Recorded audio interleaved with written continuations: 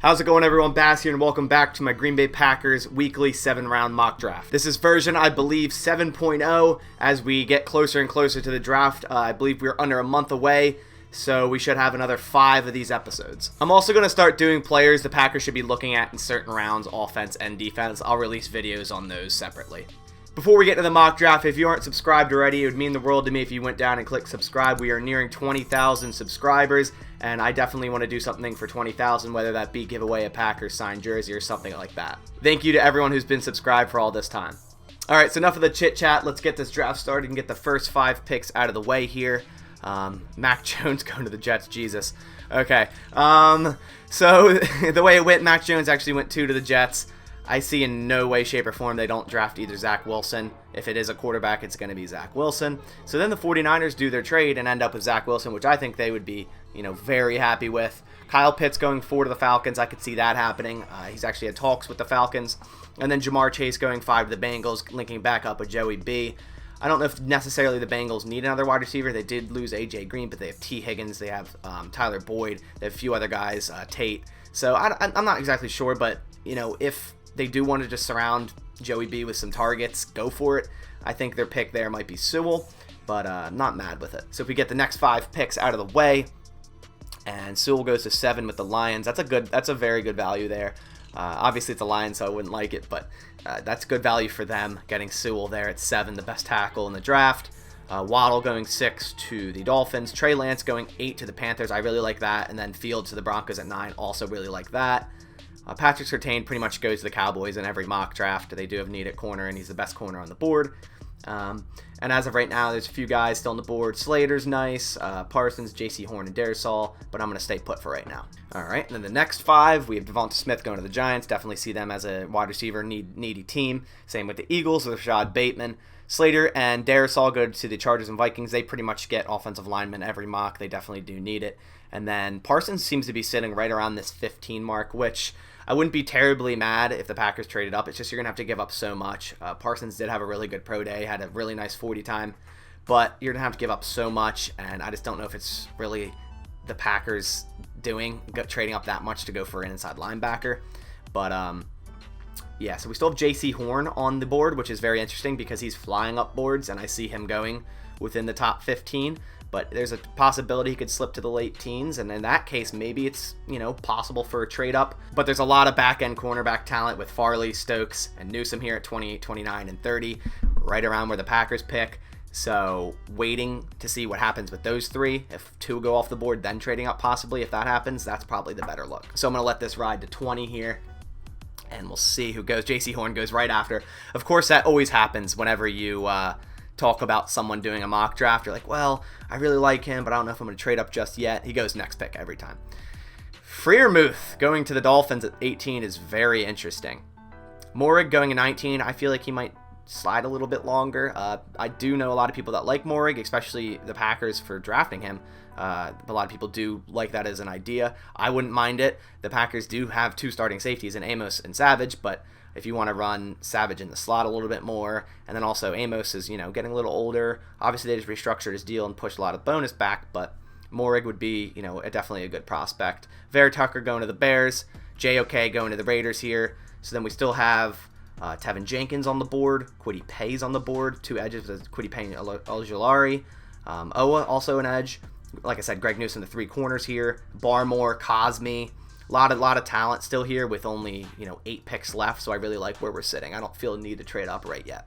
So I actually let it ride, and all 3 corners went after I said I like where we're sitting. As I said before, you talk about someone and they go. Greg Newsome goes right after the Bears at 21. Tevin Jenkins goes to the Titans. Najee Harris to the Jets. Etienne, another running back right after him, to the Steelers. Cosme, another tackle I really like, to the Jags. Caleb Farley, who I was hoping would fall to 29.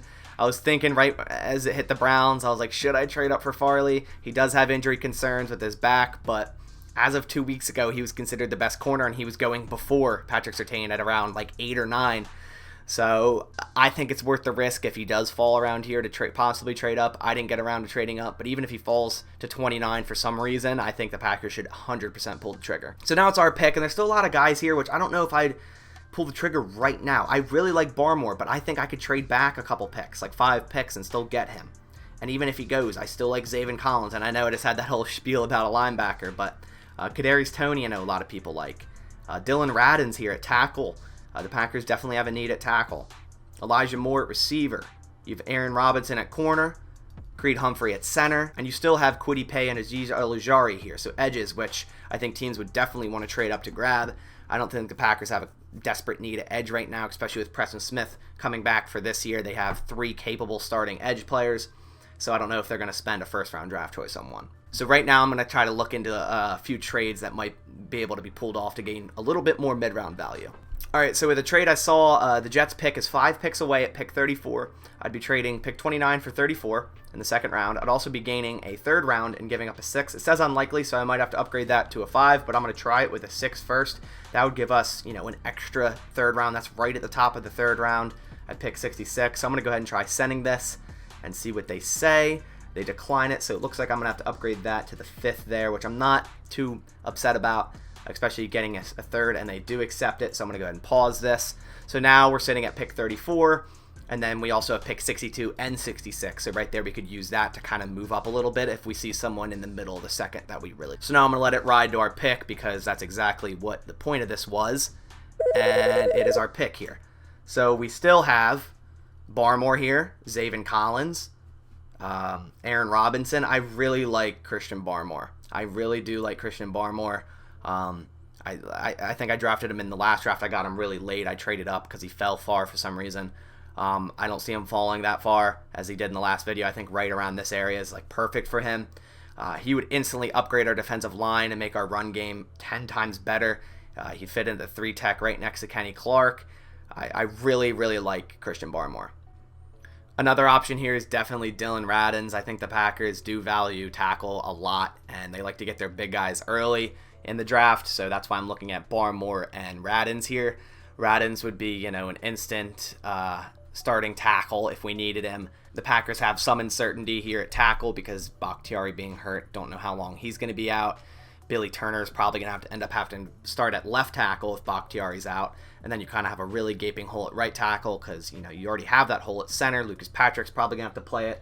Then you have Elton Jenkins at left guard, so you're fine there.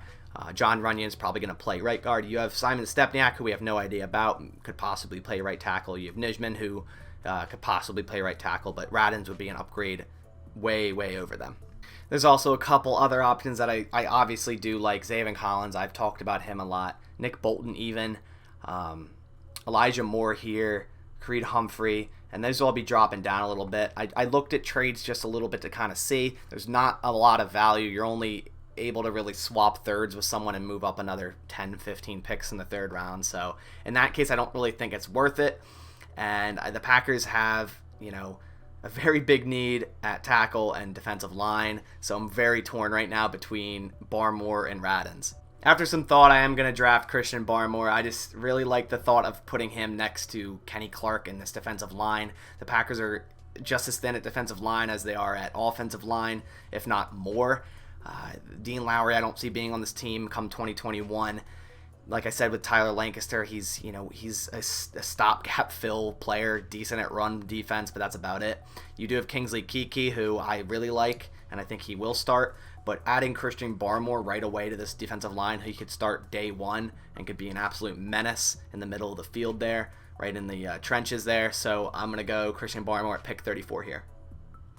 Just to pause it after a little bit, Owa went right after us, Zaven Collins, Nick Bolton, Eichenberg, Radins, the guy I was looking at, went at 39. I tried actually trading back with the Panthers, couldn't really get anything. I was going to try to trade back there and maybe snag Radins there. Baron Browning going at 40 to the Broncos, Aaron Robinson to the Lions at 41. So there's a lot of good players here at 51. The players that just went that you didn't see already, Rizal went at 42, which is very good value for the Giants there. Creed Humphrey, 49. Elijah Moore went at 46. A couple guys I was eyeing up, but we still have Rondale Moore. We still have Amari Rodgers, Jalen Mayfield, Leatherwood, Sante Samuel Jr., Jabril Cox at linebacker, Brady Christensen, who's flying up boards. So a lot of guys here, James Hudson as well. A lot of guys here who that could definitely fall to us at 62. I might end up wanting to trade up for Sante Samuel. I feel he's definitely going to be taken by 62 because he is the next best corner. But I wouldn't be terribly mad if I ended up with any of the other guys I listed. Alright, so I just let 4 more picks go, and it was Jamin Davis, Rondale Moore, Amari Rodgers, and Jalen Mayfield. The last 3 I really liked and had eyes on. So right now, I think I might try to trade up for Asante Samuel to pair opposite Jair Alexander once he's ready. Obviously, Kevin King, I think, is going to be the starter week 1 outside, but Asante Samuel has that same demeanor as Alexander. Just really loves to be physical, loves to play. Just a really good player all around. So I might try to trade up here with the Steelers. Also, another player I like is Leatherwood here at tackle, and then Brady Christensen here at tackle. But if I can trade up from 62 to 55 with a 7th to the Steelers, I'm going to do it and grab Asante Samuel. So if they accept this, if not, they didn't, I'm going to give them a 6th round, and they're definitely going to accept this. But I'm definitely going to do it because from here, I really think we need to, trade up and secure that corner. And Asante Samuel here at 55, I think is great value. Like I said, he's 5'10", 184, a little smaller compared to what the Packers draft, but so was Jair Alexander. So I think he could definitely fit in after learning the defensive scheme a little bit, getting his footing in this defense under Joe Barry, and definitely become our 2nd string corner easily. So with this pick, I'm indeed drafting Asante Samuel Jr. out of Florida State. And if you remember, we traded back in the 1st round, so we actually picked up that 66 there. So I wanted to get Brady Christensen, but he just went. I didn't want to trade up again. Just going to let it ride. And the Browns are offering, there's 2 3s and a 4th. I don't like that. The Raiders are offering 2 3s for my 2 3s. It doesn't make any sense. I guess I can move up in the last one, but I'm going to sit with our pick and see who we have available. So right now, a few interesting guys. James Hudson, definitely developmental tackle, but if you sit down and develop him, he could turn into something really good. Tommy Togiai here, I think he just repped 40 reps on the bench for his pro day. Absolutely insane, just animal. I really like him, but we already got Barmore, so I don't think they would draft 2 interior defensive linemen in the first 3 rounds, although I do like him. And then we have a slew of wide receivers: Nico Collins, Dwayne Eskridge, Amon-Ra St. Brown, Equanimeous' brother, Tylan Wallace. And then you also have a corner, Ifeatu Melifonwu, who the Packers do like, and I think I've met with, but with drafting Asante Samuel. They could go back-to-back corner, but I think I might try to get either Hudson or one of these receivers in this spot. Now, I think there's a lot more value at wide receiver than there is tackle in the middle rounds, so I'm really tempted to go James Hudson here.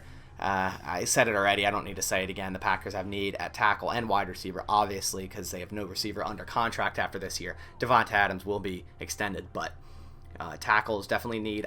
I'm kind of reluctant because they drafted 3 linemen last year in Runyon, Stepniak, and Hansen, so they already kind of put a lot of draft capital into those guys, and to say Hansen and Stepniak have had like 0 snaps, it's kind of crazy to think they're just going to give up on them after 1 season.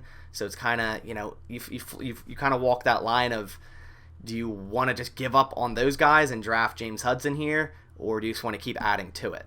So I think I'm actually going to trust the Packers' 3 linemen they drafted last year and not give up on them right away. I think they do have a plan for those 3 guys, and I don't think they're going to give up on them. So I'm indeed going to get the Packers, the wide receiver we've all been waiting for. Which one do you ask? Nico Collins, Dwayne Eskridge, Amon-Ra St. Brown, Tylan Wallace. I'm going to do it. I'm going to grab Amon-Ra St. Brown, pair him up with his brother, and he's a prominent outside receiver, and he could start day 1. I think he's going to be a very talented player, way better than his brother, as much as it hurts to say.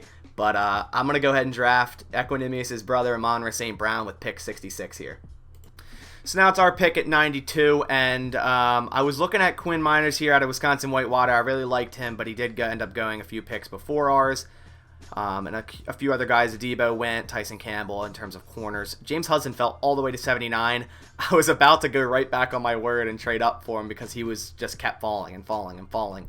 But I let it ride just to see what would happen, and he ended up going at 79 with the Raiders' 2 picks there. So right now, the guys left on the board, still Tylan Wallace. I was looking at him. It was between him and St. Brown when I originally drafted the wide receiver. So I would be kind of interested to grab both of them there, but I just don't see the Packers doing that. Kenneth Gainwell very, very much interests me at this pick. And there's also an idea of getting another corner with Elijah Griffin, Keith Taylor Jr., and Benjamin St. Juste. The reason Kenneth Gainwell interests me so much is the Packers, obviously, I've said this multiple times with other videos, lost Tyler Ervin. They lost that prominent gadget player type role. Aaron Jones is a wonderful receiver out of the backfield, but Kenneth Gainwell is an even better one. He can run the ball pretty damn well too. He didn't do great against ranked opponents last year in college, but he could even play slot if you needed him to. I think he would be a wonderful piece in the Matt LaFleur offense. So in that case, I'm going to go back-to-back offense with our second, third round pick here and draft Kenneth Gainwell, a running back out of Memphis. Now you might be saying, what, you're going to really draft a running back in the third round after the Packers drafted A.J. Dillon and they brought back Aaron Jones? Really, you're going to draft a running back in the third round? I get that. I get your distaste with that if that is your reasoning. But Gainwell's way more than just a running back. He could pretty much play receiver. He could play that slot role if you needed him to. Just an extreme threat out of the backfield, especially, like I said, in this Matt LaFleur offense. So I really like the idea of him here in the third round if the Packers were to trade back and garner more picks like I did. So with this, the Broncos offered me to trade up in the fourth from 135 to 114, giving a seventh.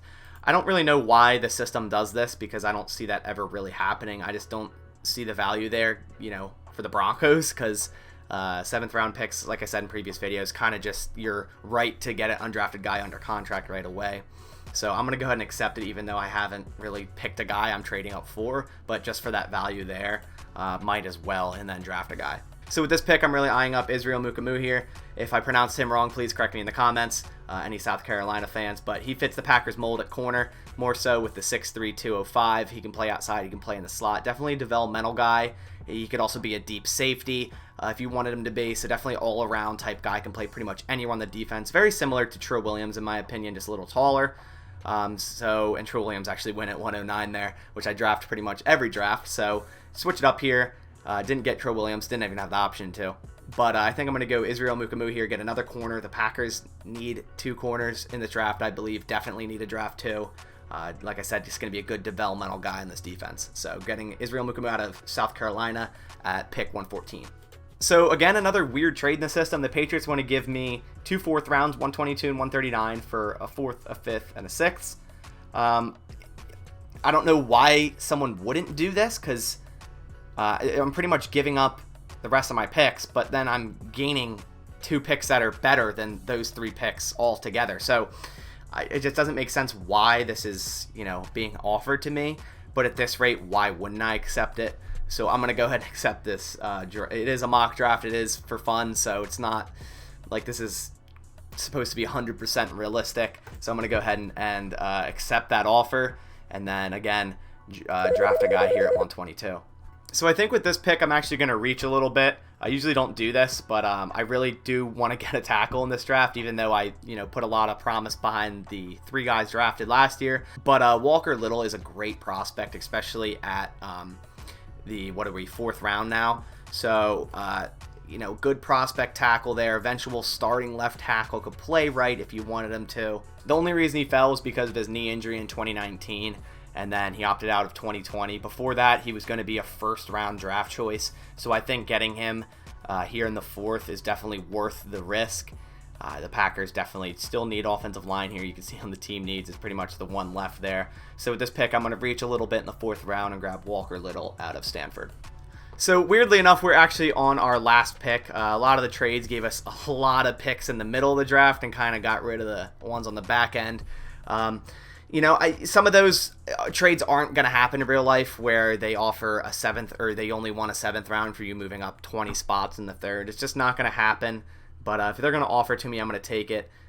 Next draft, I'll try to, calm down with those type of trades and really just kind of let it ride. But with this one, once I accepted one of them, I was like, hey, I might as well accept the rest if they're going to offer them to me. So this pick, I'm actually looking at safety with our last pick here. There's James Wiggins, Richard LeCounte, Bledsoe, but I'm eyeing Caden Stearns here. I like him a lot out of these 3 guys, out of these 4 guys actually. I think he just adds a lot more versatility as well. If you notice, I kind of like defenders that can play pretty much anywhere. Caden Stearns is good at that. He can play zone man, all that. The Packers definitely do need depth at safety. They have Vernon Scott after our 2 main safeties. Raven Green wasn't brought back. Redmond wasn't brought back. So there definitely is a need here at safety. So with our last pick at pick 139, I'm going to go Caden Stearns out of Texas. So that'll do it for this draft. It just finished. A lot of silence in rounds 5, 6, and 7 because I ended up trading those picks away to gain more mid-round picks. We ended up still drafting 7 players, all within the first 4 rounds, which I think is terrific value. Like I said before, not saying those trades are going to happen in real life in terms of value for what they're getting back, but they offered them to me, so I took them, like I said. So if we go down our first pick, we traded back and drafted Christian Barmore here at 34. As I mentioned with him, instant plug-in at the 3-tech, starter day 1 next to Kenny Clark on this defensive line. Absolute beast. Would instantly bring this run defense way up, who's seemed to kind of had struggles in the past few years. Really like the pick there. And then we traded up in the second round a little bit and traded up for Asante Samuel. He was, rising up the board there, and I think if we waited till 62, we weren't going to be able to get him. So traded up, gave up, I think, a 6th round or something like that.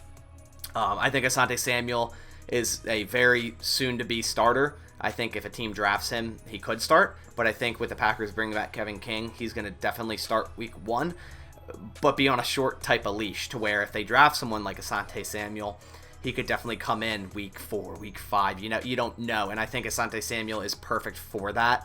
I think he has the same, like I said, demeanor as Jair Alexander. He really loves to play, loves to hit, loves to be physical, just an absolute ball player, and I really like getting him there at 55. And at 66, I added a wide receiver, which we all want, Equanimeous St. Brown's brother, Amon-Ra St. Brown, and he could instantly start and slot if you really needed him to. Now, of course, they still have MVS, they have Lazard, they have Equanimeous, so I think it would take a little bit to, kind of let him learn the offense, get chemistry with Aaron Rodgers. I don't think they'd throw him in a slot right away, but he's definitely a future starting slot wide receiver, can play outside. He's very versatile. I like drafting versatile players, and Amon-Ra is definitely that. And then at 92, a pick I feel some people in the comments are going to hate on me for, because I drafted a running back in the bottom of the 3rd round, because we had another 3rd round pick, is Kenneth Gainwell, running back out of Memphis. And as I said when I was drafting him, he's just a lot more than just a running back. He adds so much versatility. He could play the Tyler Ervin role. He could play slot if you needed him to. He runs routes like a receiver. He's pretty much James White, but a better runner. So I really like the prospect of him in the Matt LaFleur offense. At 114, we draft Israel Mukumu. Again, correct me if I'm wrong in the comments, please, South Carolina fans. Developmental corner here, 6'3". Could play pretty much. He could play outside. He could play slot. He could play safety if you really needed him to. Again, versatility.